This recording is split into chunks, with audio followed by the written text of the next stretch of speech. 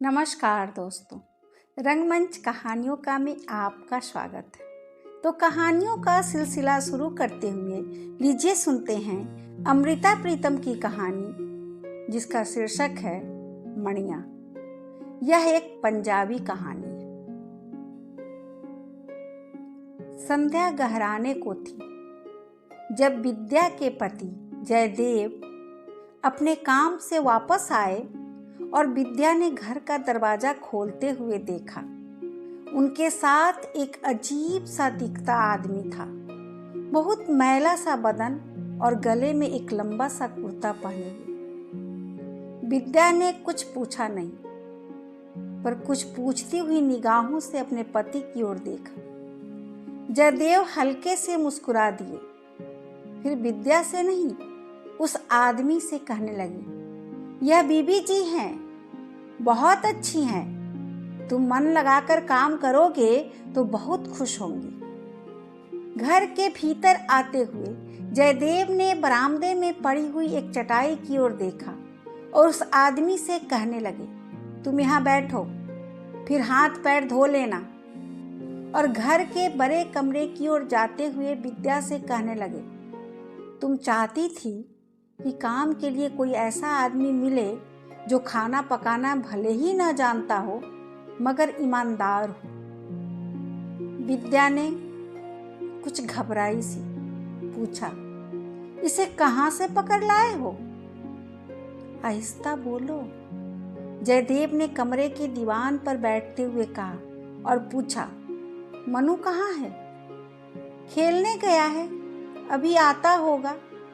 लेकिन यह आदमी? विद्या कह रही थी। जब जयदेव कहने लगे, मनु से एक बात कहनी है। यह बहुत सीधा आदमी है, लेकिन डरा हुआ है, खासकर बच्चों से डरा हुआ है। एक मेरे दफ्तर के शर्मा जी हैं, उनके पास था। वे इसकी मेहनत की और ईमानदारी की तारीफ करते हैं, लेकिन उनके बच्चे इनके वश की बात नहीं है। उनके 5 बच्चे हैं, एकदम से शरारती। इसका कद जरा लंबा है। वे इसे शुतुरमुर्ग कहकर परेशान करते थे। उनकी शर्मा जी की पत्नी भी तेज मिजाज की है। यह कितनी बार उनके घर से भाग जाता था, लेकिन कहीं ठिकाना नहीं था। वे फिर से पकड़कर इसे ले जाते थे। लेकिन यह कुछ सीख भी पाएगा? विद्या कह रही थी। जब जयदेव कहने लगे, ऊपर का काम तो करेगा, घर की सफाई करेगा, बर्तन करेगा, सिर्फ मन्नू को अच्छी तरह समझा देना कि वह इससे बदसलूकी न करे, फिर देखेंगे। अब एक प्याला चाय दे दो, उसको भी चाय पूछ लेना। विद्या कमरे से लौटने को ही फिर भीतर के छोटे कमरे में जाकर एक कमीज पाजामा निकाल लाई और हाथ में साबुन का एक टुकड़ा और एक पुराना सा तौलिया लेकर बाहर चटाई पर बैठे हुए उस आदमी से पूछने लगी, तुम्हारा नाम क्या है? उसने जवाब नहीं दिया और विद्या कुछ खामोश रहकर कहने लगी, देखो आंगन में उस दीवार के पीछे एक नल है, वहां जाकर नहा लो अच्छी तरह साबुन से और यह कपड़े पहन लो।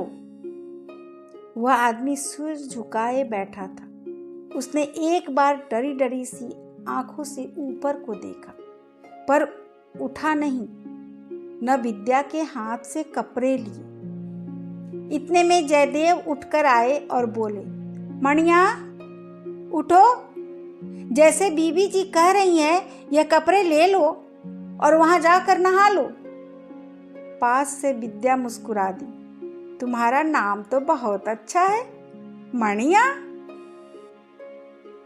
मणिया ने आहिस्ता से उठकर विद्या के हाथ से कपड़े भी ले लिए, साबुन और तौलिया भी, और जहां उन लोगों ने संकेत किया था वहां आंगन में बनी एक छोटी सी दीवार की ओर चल दिया। विद्या ने रसोई में जाकर चाय बनाई। मणिया के लिए एक गिलास चाय वहां रसोई में ही रख दी और बाकी चाय 2 प्यालों में डालकर बड़े कमरे में चली गई और फिर जब मणिया नहाकर कमीज पजामा पहनकर रसोई की तरफ आया तो विद्या ने उसे चाय का गिलास देते हुए एक नज़र हैरानी से उसकी ओर देखा और हल्के से मुस्कुराती हुई बड़े कमरे में जाकर जयदेव से कहने लगी, जरा देखो तो उसे, आप पहचान नहीं सकेंगे। वह अच्छी खासी शक्ल का है और भरी जवानी में है। मैं समझी थी बड़ी उम्र का है। और कुछ ही दिनों में विद्या इत्मीनान से अपने पति से कहने लगी, एकदम कहना मानता है, कुछ बोलता नहीं, लेकिन दिन भर घर की सफाई में लगा रहता है। मनु से थोड़ी थोड़ी बात करने लगा है। वह इसे अपनी किताबों से तस्वीरें दिखाता है तो यह खुश हो उठता है। लेकिन एक बात समझ में नहीं आती, अकेले में बैठता है तो अपने से कुछ बोलता रहता है, लगता है थोड़ा सा पागल है। घर की दीवार से सटा हुआ एक नीम का पेड़ था। वह मणिया जब भी खाली होता उस पेड़ के नीचे बैठा रहता। उस वक्त अगर कोई पास से गुजरे तो देख सकता था कि वह अकेला बैठा आहिस्ता आहिस्ता कुछ इस तरह बोलता था जैसे किसी से बात कर रहा हो, और वह भी कुछ गुस्से में। विद्या को उसका यह रहस्य पकड़ में नहीं आता था और एक दिन पेड़ के मोटे से तने की ओट में होकर विद्या ने सुना वह मणिया एक दुख और गुस्से में जाने किससे कह रहा था, सब काम खुद करती है, साग सब्जी कैसे पकाना है मुझे कुछ नहीं सिखाती, आटा भी नहीं मलने देती। विद्या से रहा नहीं गया। वह जोर से हंस दी और पेड़ की ओट से बाहर आकर कहने लगी, मणिया तुम खाना पकाना सीखोगे, आओ मेरे साथ। तूने मुझसे क्यों नहीं कहा? यह मेरी शिकायत किससे कर रहा था? मणिया शर्मिंदा सा नीम से झड़ती हुई पत्तियां बुहारने लगा।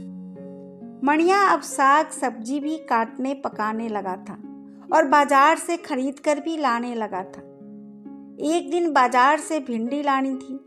मणिया बाजार गया तो करीब 1 घंटा लौटा नहीं। आया तो उसके हाथ के थैले में बहुत छोटी छोटी और ताजी भिंडियां थी, लेकिन उसका सांस ऐसे फूल रहा था जैसे कहीं से भागता हुआ आया हो। आते ही कहने लगा, देखो जी कितनी अच्छी भिंडी लाया हूँ, पास वाले बाजार से नहीं, उस दूसरे बड़े बाजार से लाया हूँ। विद्या ने भिंडी को धोकर छलनी में डाल दिया पानी सुखाने के लिए और कहने लगी, भिंडी तो बढ़िया है, क्या इस बाजार में नहीं थी? मणिया कहने लगी, इस बाजार में जहाँ आप लोग सब्जी लेते हैं वह आदमी बहुत खराब है। उसके पास पकी हुई और बासी भिंडी थी। वह कहता था मैं वहीं से ले जाऊं और साथ मुझे जहर भी दे देता था। जहर? विद्या चौंक गई और मणिया की ओर ऐसे देखने लगी जैसे वह आज बिल्कुल पगला गया हो। पूछा, वह तुम्हें जहर क्यों देने लगा? मणिया जल्दी से बोल उठा, इसलिए कि मैं उसकी सड़ी हुई भिंडी खरीद लूं। कहता था मैं जो सब्जी देता हूं तुम चुपचाप ले लिया करो, मैं रोज के तुम्हें 20 पैसे दूंगा। इस तरह के पैसे जहर होते हैं। विद्या मणिया की ओर देखती रह गई, फिर हल्के से मुस्कुरा कर पूछने लगी, यह तुम्हें किसने बताया था कि इस तरह के पैसे जहर होते हैं? मणिया आज बहुत खुश था। बताने लगा, माँ ने कहा था जब मैं छोटा था किसी ने मुझे किसी दूसरे की बाग से आम तोड़ कर लाने को कहा था और मैं तोड़ लाया था। उस आदमी ने मुझे 50 पैसे दिए थे और जब मैंने माँ को दिए तो माँ कहने लगी, यह जहर तू नहीं खाएगा, जाओ उस आदमी के पैसे उसी को दे के आओ और फिर से किसी के कहने पर तू चोरी नहीं करेगा। और विद्या चुपचाप उसकी ओर देखती रह गई थी। उस दिन उसने मणिया से पूछा, अब तुम्हारी माँ कहाँ है? तुम उसे गांव में छोड़कर शहर में क्यों आए हो? मणिया माँ के नाम से बहुत देर चुप रह गया, फिर कहने लगा, माँ नहीं है, माँ मर गई, मेरा गांव में कोई नहीं है। दिन गुजरते गए और विद्या को लगने लगा जैसे मणिया को अब इस घर से मोह हो आया है, खासकर मनु से, जो उसे पास बिठाकर कई बार कहानियां सुनाता है। और एक दिन जब मनु ने किसी बात की जिद में आकर रोटी नहीं खाई थी, तो विद्या ने कि मणिया ने भी रोटी नहीं खाई थी। एक शाम विद्या ने अपनी अलमारी खोलकर हरे रेशम का एक सूट निकाला, जो उसे कल सुबह कहीं जाने के लिए पहनना था। देखा कि कमीज पर कितनी ही सलवटें थी। उसने मणिया को कहा, जाओ अभी यह कमीज प्रेस करवा के ले आओ, बिंदिया से कहना अभी चाहिए। मणिया गया, पर उल्टे पांव लौट आया और कमीज पलंग पर रख दी। विद्या ने पूछा, क्या हुआ? बिंदिया ने कमीज प्रेस नहीं की? वह नहीं करती, मणिया ने इतना सा कहा और रसोई में जाकर बर्तन मलने लगा। विद्या ने फिर आवाज दी, मणिया क्या हुआ? वह क्यों नहीं करती? जाओ उसे बुला कर लाओ। मणिया उसी तरह बर्तन मलता रहा, गया नहीं। तो विद्या ने फिर से कहा। जवाब में मणिया कहने लगा, साहब आते ही होंगे, अभी मुझे आटा मलना है, अभी दाल भी पकी नहीं है और अभी चावल बीनने हैं, और मनु साहब ने कुछ मीठा पकाने को कहा था अभी। विद्या हैरान थी कि आज मणिया को क्या हो गया। उसने आज तक किसी काम में आनाकानी नहीं की थी। और विद्या ने कुछ ऊंची आवाज में कहा, मैं देख लेती हूँ रसोई में, तुम जाओ, बिंदिया को अभी बुला कर लाओ।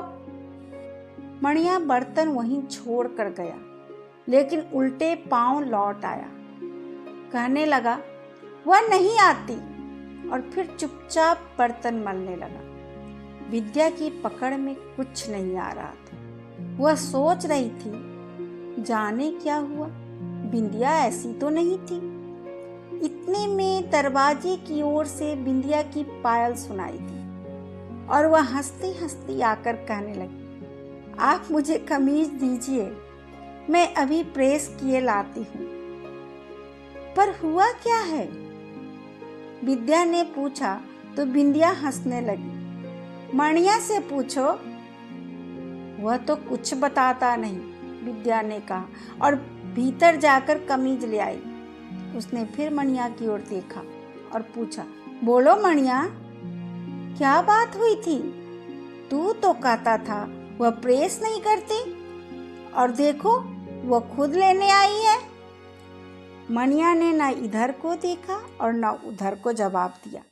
बिंदिया हंसती रही और फिर कहने लगी, बात कुछ नहीं थी, यह जब भी आपके कपड़े लेकर आता था, मैं इसे मजाक से कहती थी, देखो इतने कपड़े पड़े हैं, पहले यह प्रेस करूंगी और फिर तुम्हारे कपड़े, अगर अभी करवाने हैं तो नाच कर दिखाओ। और यह हंसता भी था, नाचता भी था, और मैं सारा काम छोड़कर आपके कपड़े प्रेस करने लगती थी। आज पता नहीं क्या हुआ, मैंने इसे नाचने को कहा तो यह वहां से भाग आया।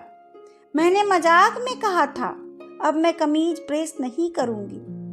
विद्या चुपचाप सुनती रही, फिर कहने लगी, और क्या बात हुई थी? बिंदिया हंसते हंसते कहने लगी, और तो कोई बात नहीं हुई, आज तो इसे मेरी माँ ने एक लड्डू भी दिया था खाने को, लेकिन यह लड्डू भी वहां छोड़ आया। तुम काहे का लड्डू इसे खिला रही थी? विद्या ने मुस्कुरा कर पूछा तो बिंदिया कुछ सकुचाती सी कहने लगी, मेरी सगाई हुई है, माँ ने इसे वही लड्डू दिया था। बिंदिया यह कहकर चली गई। कमीज प्रेस करके लाई, फिर से जाती बार मणिया को कहती गई, अरे तू आज किस बात से रूठ गया?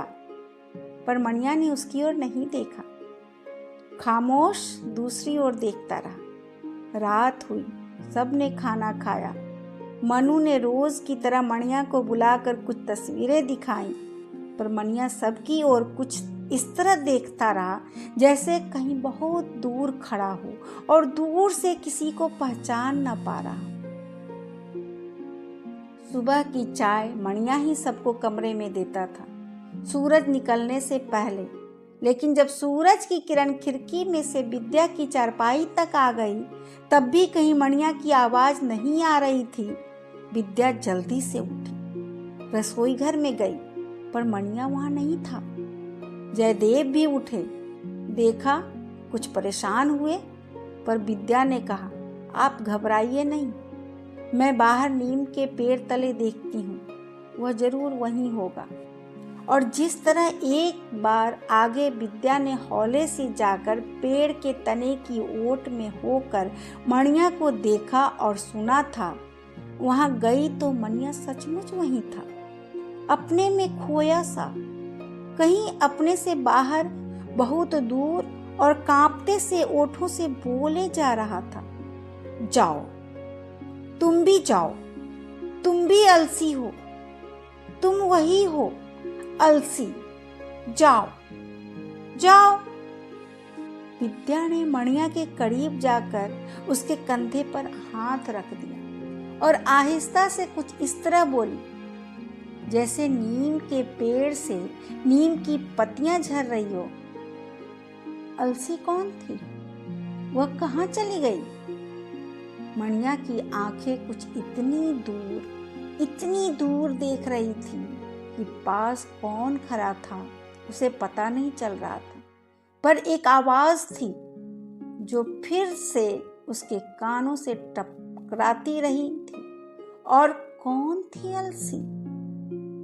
मणिया अपने में खोया सा बोलने लगा, वह मेरे साथ खेलती थी, हम दोनों जंगल में खेलते थे, कहती थी नदी के पार जाओ और उस पार की बेरी के बेर तोड़ कर लाओ।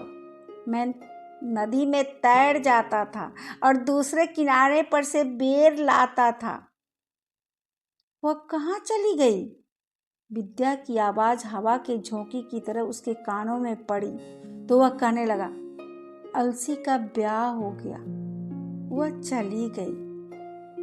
विद्या ने मणिया के कंधे को झकझोरा, कहा, चलो उठो। मणिया ने एक बार विद्या की ओर देखा, पर कहा कुछ नहीं, उसी तरह फिर खला में देखने लगा। विद्या ने फिर एक बार पूछा, अलसी ने जाते समय तुम्हें कुछ नहीं कहा था? मणिया अपने बदन पर झड़ती नीम की पत्तियों को मुट्ठी में भरता हुआ कहने लगा, आई थी ब्याह के लड्डू देने के लिए। और मणिया मुट्ठी खोलकर नीम की पत्तियों को जमीन पर बिखेरता कहने लगा, मुझे लड्डू खिलाती है। विद्या ने उसके सिर पर से नीम की पत्तियां झाड़ते हुए कुछ जोर से कहा, अब उठो, चलो चाय बनाओ।